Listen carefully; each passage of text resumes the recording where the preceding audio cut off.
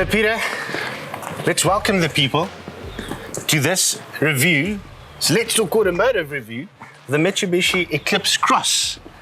And this is a vehicle that we featured In the news not too long ago, and it looked fantastic in the photograph, so it was very interesting to see it in the flesh.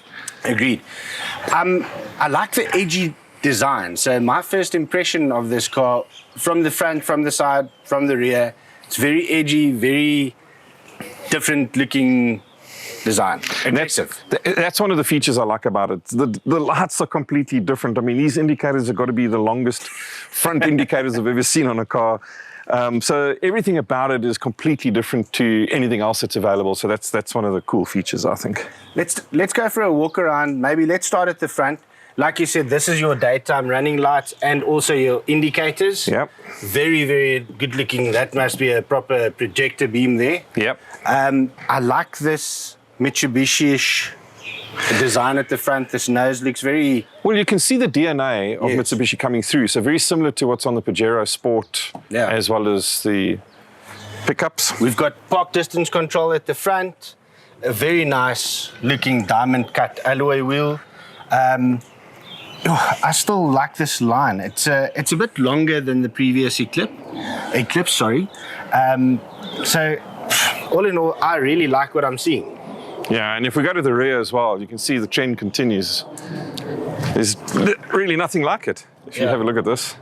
So this is probably, again, one of the longest brake lights and headlights, rear headlights that's out there at the moment. For sure.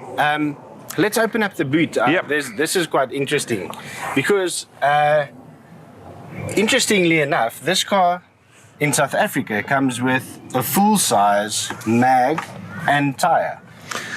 And you can see they've had to make a plan because there's no wheel well here anymore. Correct. Because most cars overseas don't have a full-size spare wheel anymore. Yeah. So you can see that they've had to obviously make a plan for South Africa. It's a little bit odd to see it raised like this. So they've sacrificed a little bit of space in this boot, and it's not a huge boot if you look at the way that this rear sort of slopes down. Almost like a fastback kind of. So there's definitely a bit of sacrifice in the boot, but like you said, and we've said before, I would definitely rather have the full-size spare in South Africa than a Mari biscuit or a puncture repair kit.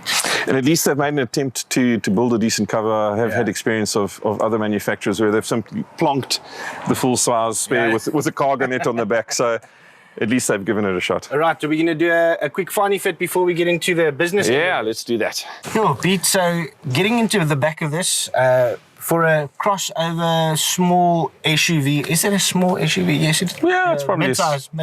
Yeah. This is a lot of space. I'm actually very surprised. There's a lot of headroom. And I think that's one of the features with the vehicle is that from a price positioning point of view, it actually competes against much smaller vehicles. So you're getting a lot of bang for your buck. You're getting a little bit more. Okay. I have to mention that there is a power socket here at the back, but unfortunately that's it. There's no USB ports or anything like that. But all in all, I'm happy. Good funny fit. Good funny fit. All right, Pete, so sitting in the driver position here,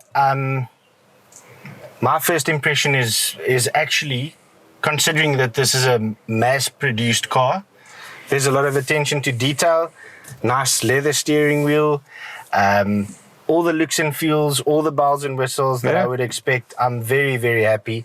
I mean, you're right. There's everything. You've got my favorite, the seat heaters. You've got your 2 USB charging ports over there. You've got an automatic air conditioning system, which is important. It's not just a manual system. This new infotainment system is new on this model. I think a nice upgrade. Cruise control, all the bells and whistles that I want. Paddle shift, which was nice.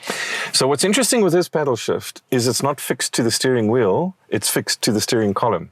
And I always think that from a safety point of view, or not safety point of view, but just from an awareness point of view, in terms of understanding exactly where your up and down pedal is, it's always much better to have it fixed. And that's, by the way, how the rally cars have it done. The last thing that I want to talk about before we go for a drive is the seats. Wow. Yeah, very comfortable. Nice and comfortable, That nice looking. was a surprise for me. Yeah. So they don't look cheap and nasty by any stretch of the imagination. They're nice and bulky and very, very comfortable. Okay, before we go for the drive, let's just talk about the engine. This is a 1.5 litre turbo, and it is a CVT automatic or CVT gearbox. Yeah. So it's going to be interesting to see how the CVT drives. I think you're going to be in for a nice surprise. All right. I think let's stop talking. Let's go for a drive.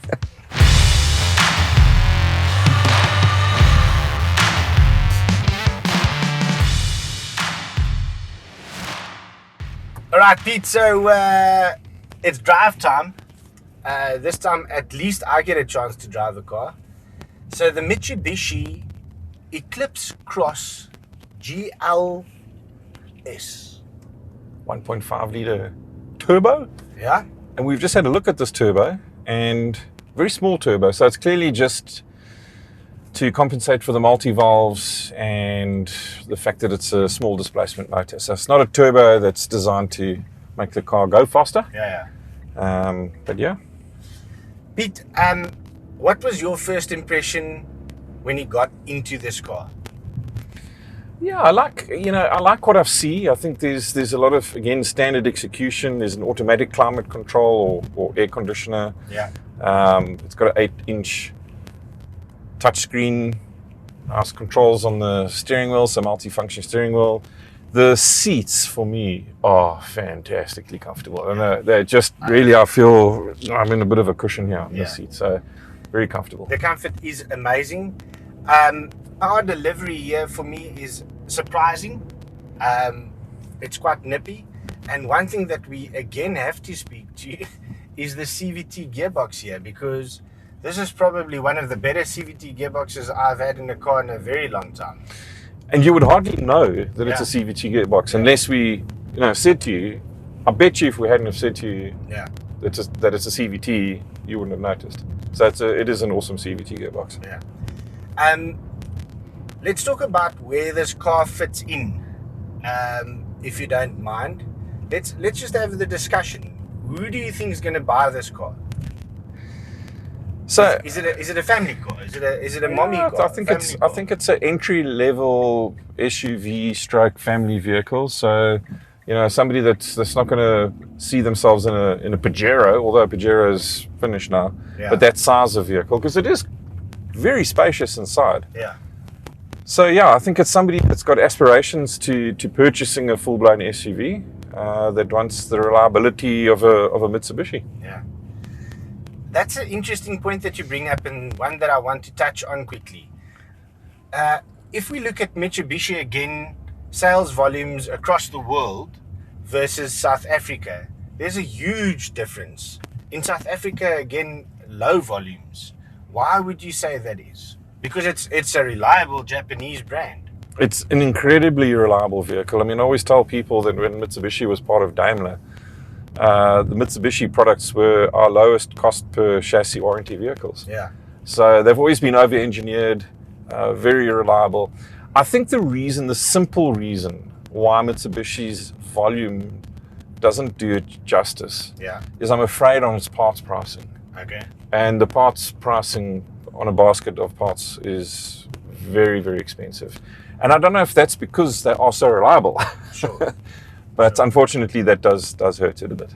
Don't you think that because it's a imported vehicle, completely 100% imported, do you think that price might have something to do with it as well? Do you know it the could price well of the be. car is a little bit on the expensive side comparing to other vehicles in this class? It could well be. I mean, they don't have the benefit of export credits, so that could potentially be it. Okay. Let's talk about what we see here quickly. If you don't mind, first I want to talk about this lacquer heads-up display. I always enjoy a heads-up display because I always feel like I'm flying a jet or something. And I know that one, people might say it's old tech because it's got a screen that flaps up. I prefer that because I know I'm in focus straight away. Correct. Whereas the others sometimes are out of focus. I don't even know they're there. Yeah. And this is adjustable. So I saw there's a little button here that you can move that up and down a little bit. So you can adjust that. plus obviously adjusting your seat and getting you into that position. This one, compared to others, 100%. I'm very happy with that.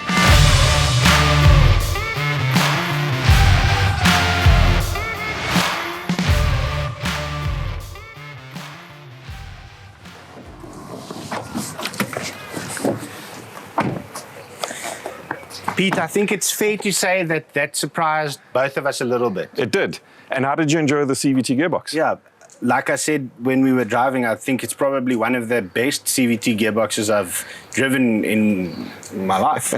So yeah, no, I'm very impressed. Peter, considering what this car competes against, you know, in that segment, I think that this is good value for money. Yeah, I mean, it comes in at just a sniff under 500,000 Rand. Correct. So I think it's really good value for money. I think it does everything that it's supposed to do. I really can't say anything bad. So I'm going to give it an 8.5 out of 10. 8.5 out of 10. Okay, well, just to be different, I'm going to give it an 8. I do think it performs exceptionally well in its segment, considering that there are much smaller cars that are competing at the same price. So kudos to Mitsubishi on that. The only reason why I'm not giving it a perfect 10 out of 10 or a high 9 is maybe because of what we spoke about in terms of parts pricing, which I think dents the model a little bit. Awesome. Would you buy one? I'm a huge Mitsubishi fan, so yes. If I was in this market where I needed a medium-sized SUV, no doubt. Yeah. It's getting difficult because my collection is just growing and growing and growing because I would definitely, I can't see a reason why I wouldn't want this car. So just another one that I need to buy. But thanks for joining us on this review of the Mitsubishi Eclipse Cross, and we'll see you guys again next week. Cheers, everyone.